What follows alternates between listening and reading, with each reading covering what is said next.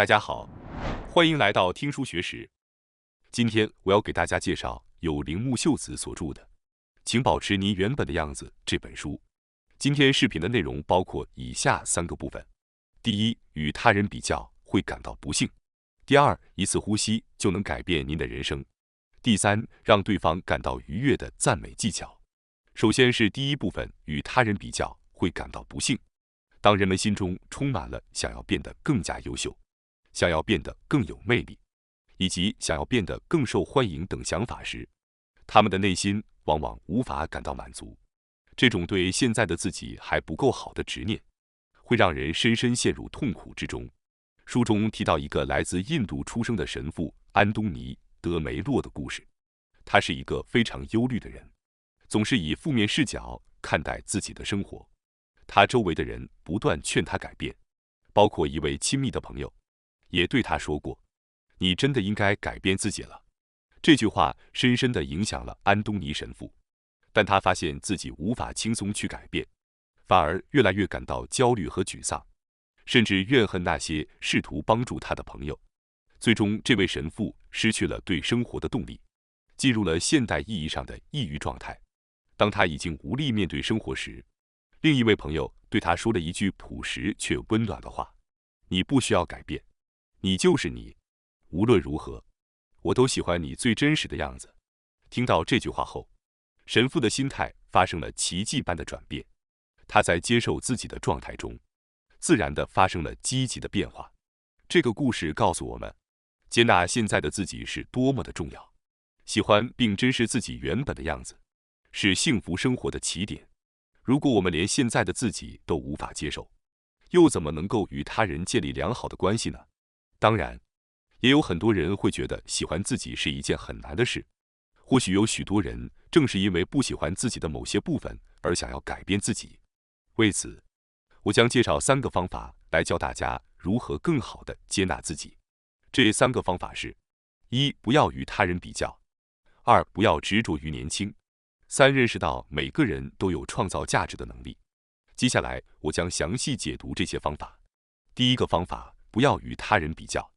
对自己缺乏自信的人，往往会不自觉地将自己与他人进行比较。我跟别人相比，差距太大了。我现在的样子让我无法接受，我一定要去改变。这种习惯性比较，往往会让人感到沮丧和不安。我们必须意识到，他人的优点和我们的长处是不一样的。每个人都有独特的价值和美，羡慕他人的情绪是很自然的。但如果我们开始让这种感情变成嫉妒或自卑，就会导致幸福远离我们。举个例子，您可能会羡慕某位同事，因为他学历高、能力强，但实际上，他可能正因为人际关系不顺而感到不安。即使在外人看来，他非常优秀，他也不一定完全幸福。学习接受自己，并停止无谓的比较，是我们迈向幸福生活的重要一步。为了获得幸福，我们需要尽量避免与他人进行不必要的比较，避免自卑和嫉妒等负面情绪的困扰。当我们感受到自卑和嫉妒等负面情绪时，不妨轻松笑一笑，把这些情绪抛开，告诉自己这些情绪是不必要的。我们每个人都是独一无二的，不需要与他人做比对。第二个方法，不要执着于年轻。事实上，过度执着于年龄的概念是导致我们痛苦的一个重要原因。每个人都会经历衰老，外貌和身体的变化是不可避免的自然过程。无论我们年纪多大，都希望保持年轻或看起来更有活力。这种心理实际上是在与自然规律相对抗，甚至是在强迫自己过上不自然的生活。健康的饮食和规律的运动可以帮助我们保持身体的健康和活力，但这并不意味着我们可以抵挡岁月的流逝。年龄的增长是不可避免的，我们应当学会接受这一现实，展现自己真实的样貌，幸福就会随之而来。社会和他人给出的年轻、美丽、更好的这种标准，往往让我们感到压力。但随着年纪的增长，尽管我们的体力可能下降，但我们也会获得更多的宽容、平和与智慧。随着年龄的增加，我们积累了经验和魅力，这些都是岁月赋予我们的宝贵财富，我们应当接纳自己现在的状态，并认识到，作为年长者，我们依然有独特的价值。第三个方法，每个人都有创造价值的能力。维克托·弗兰克是一位在纳粹集中营幸存下来的精神病学家，在他的著作《夜与雾》中表达了自己的观点。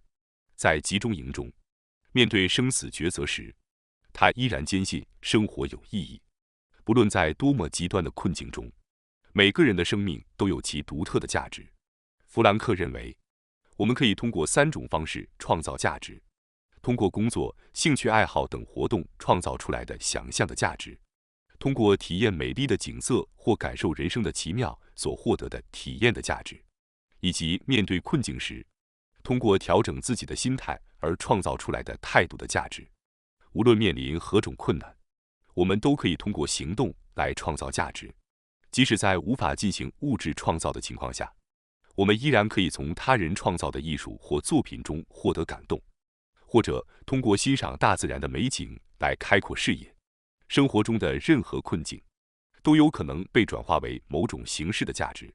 无论生活如何波动，我们都应该相信自己的生命充满了意义。就像弗兰克在集中营中的经历一样，即便是在绝望的环境下，他依然选择坚持生存，并相信生活的意义。如果我们不轻言放弃，人生总会朝着更好的方向发展。我们的生命属于我们自己，不需要与他人做比较。只要意识到自己独特的价值，我们就能够坦然地活出最真实的自我。接下来是第2部分，一次呼吸就能改变您的人生。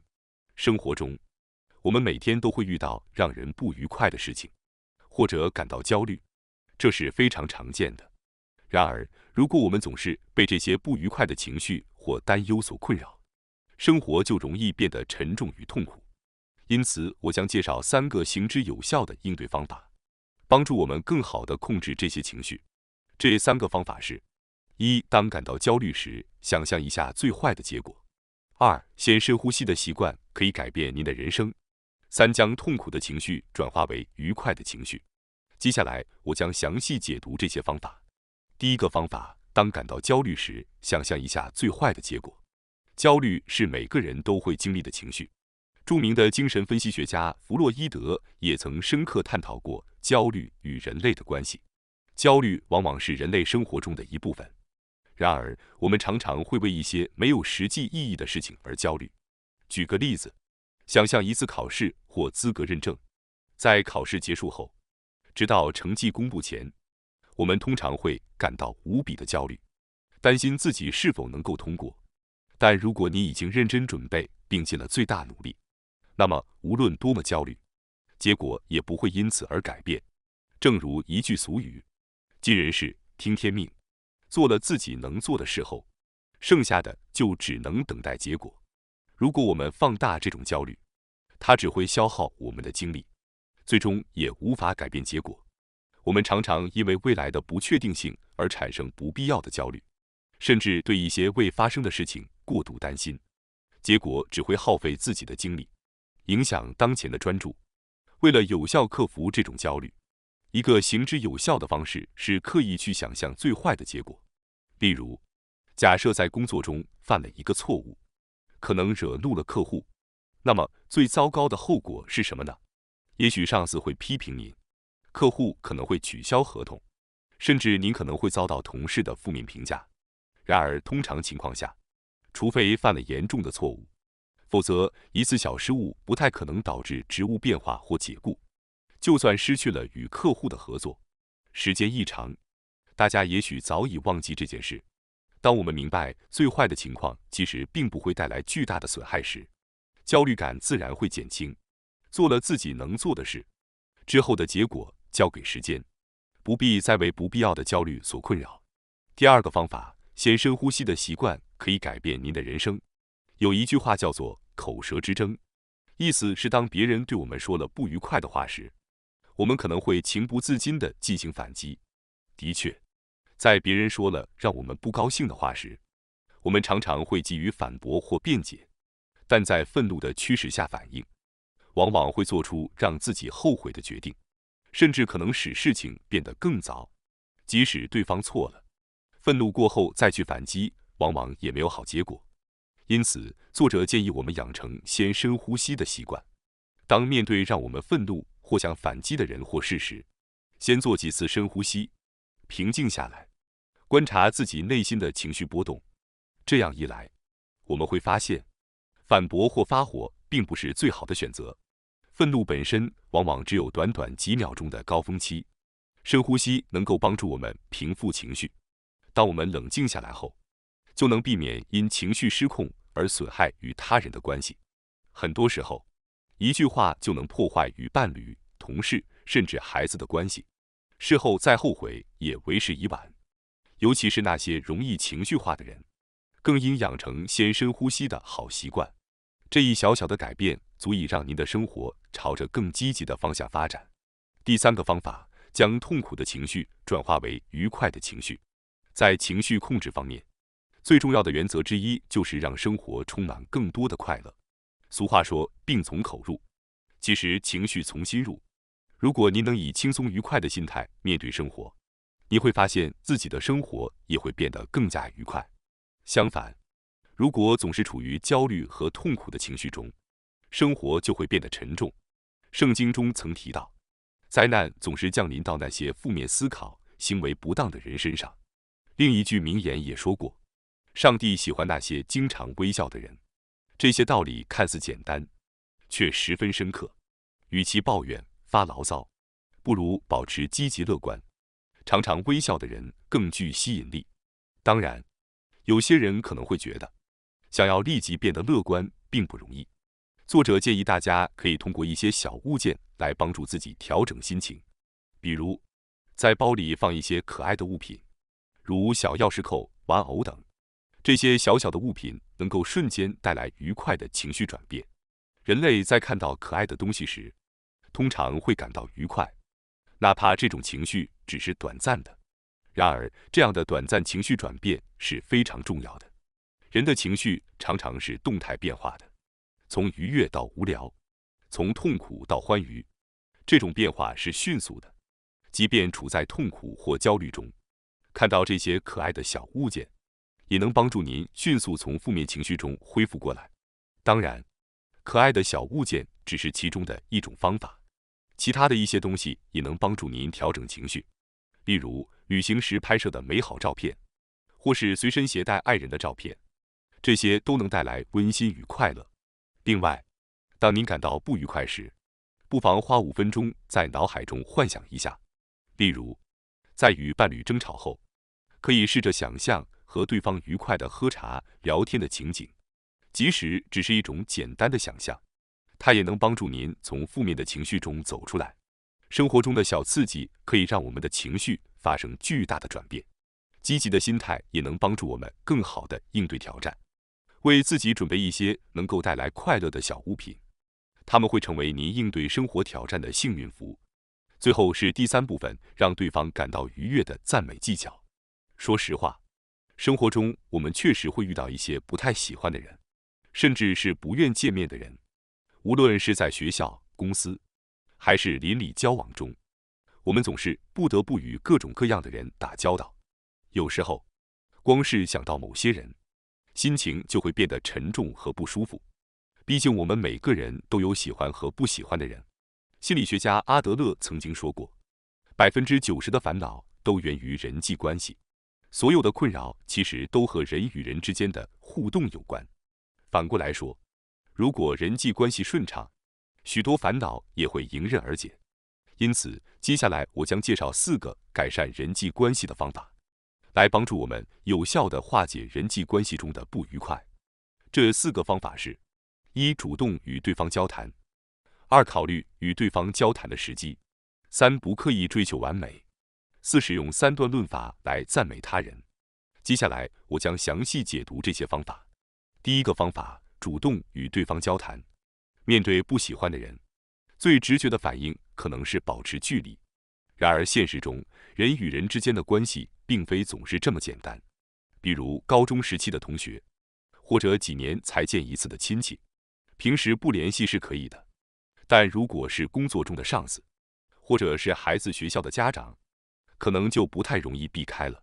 在工作和日常生活中，尽管我们与一些不喜欢的人交往时，最忌讳的做法就是完全避开沟通。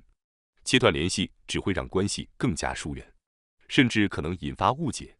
因此，如果您发现自己几乎没有和某人交谈，不妨从自己做起，主动开口和对方说话，即使是简单的问候、聊聊天气，或者分享一些轻松的话题，都是可以的。其实，话题的内容并不重要，关键在于主动开口。这样做能够传递出一个信息：我在关心您。即便只是简短的交流，长期坚持下来，可能会让对方对您的态度发生变化。改变他人很难，但改变自己却是可以做到的。通过主动接近对方，往往能够改变对方的心态。有一个著名的故事，一位老人坐在大城市的入口处，突然有个旅行者经过，问他这座城市怎么样。老人反问：您来自哪里？旅行者回答：我来自一个很糟糕的城市，所以才搬到这座新城市。老人回答：您要去的这座城市和您离开的城市一样。这个故事提醒我们，人际关系的顺利与否，往往取决于我们自己，而非他人。第二个方法，考虑与对方交谈的时机，选择合适的时机与人沟通至关重要。例如，在谈判时，通常建议在饭后进行，而非饭前，因为饭后人的情绪较为稳定，比较容易接受复杂或困难的请求。即使是相同的内容，不同的时机，效果也可能大不相同。在传达重要信息时，选择一个双方情绪都平稳的时刻，会让沟通更加顺畅。相反，如果在我们情绪激动、焦虑或急躁时进行沟通，可能不仅无法清楚表达，反而会引发争执或其他问题。很多人在工作中可能有过因心情烦躁而讲话，结果让问题变得更加复杂的经历。在职场中，每次和上司沟通时，可能很难完美把握时机，但只要稍微留心，尽量避免在不合适的时候开口，就能减少很多沟通上的困扰。请大家记住，人际关系中无法强迫别人按我们的意愿行事，毕竟连自己都很难做到完美的计划，又怎么指望他人能按我们设想的方式行事呢？只要我们在自己和对方都情绪稳定时沟通，交流就会变得更加顺畅。第三个方法，不刻意追求完美。很少有人在婚姻中完全没有不满，除非是特殊情况，大多数人都会对配偶的价值观或性格产生困扰。重要的是，要意识到配偶间的不完全合拍是很正常的。婚姻的本质之一，就是在差异中互补，共同创造幸福。人类之间的差异是自然的，我们应该尊重对方的不同。在意见不合时，尊重彼此的观点；当意见一致时，分享和庆祝共同达成目标的喜悦。孩子的成长同样如此，他们不可能按照我们的意愿完全成长。孩子是独立的个体，他们的独特性应当被尊重，这也是亲子关系中的幸福所在。第四个方法是用三段论法来赞美他人。很多人可能觉得自己不擅长夸奖别人，怕被认为是奉承，或者觉得自己不自然。但实际上，每个人心底都有渴望被认同、被肯定的需求。当我们真诚地夸奖他人时，通常会增进彼此的好感。在夸奖他人时，最好聚焦于对方的行为，而非人格或特质。例如，不要仅仅说“你真了不起”或“你真聪明”，这样的赞美可能让对方感到压力，认为自己必须时刻维持这个形象。更合适的方式是夸奖对方的行为，比如说：“谢谢你今天帮我洗碗，真是帮了我大忙。”这种赞美具体而直接，容易让对方接受。三段论法的夸奖技巧更能增加赞美的真诚感。首先说明事实，其次谈论影响，最后表达情感。比如，你今天帮我洗碗是事实，我很高兴是影响，真是帮了我大忙则是情感的表达。通过情感的表达，夸奖会变得更加自然，也更有感染力。如果只是简单的说你的领带很好看，不如说你的领带真漂亮，颜色让我觉得充满活力。这样加入情感的表达，能够使夸奖更具诚意，容易让对方感到温暖和接纳。通过上面介绍的这4种方法，我们可以有效地改善人际关系，减少烦恼，提高生活的质量。最后，我想通知大家一下，我们还有一个新频道学识 Plus， 该频道将每天提供更为精简的视频内容，并增加有关论文等相关有益知识的解说。如果您感兴趣的话，请通过概要栏中的链接进行查看并订阅。感谢大家收看今天的节目。如果你喜欢我们分享的内容，记得点赞、订阅并开启小铃铛通知，第一时间获取我们的更新。在下次的节目中，我们将继续为大家分享更多有益的书籍。再次感谢大家的支持，我们下期再见。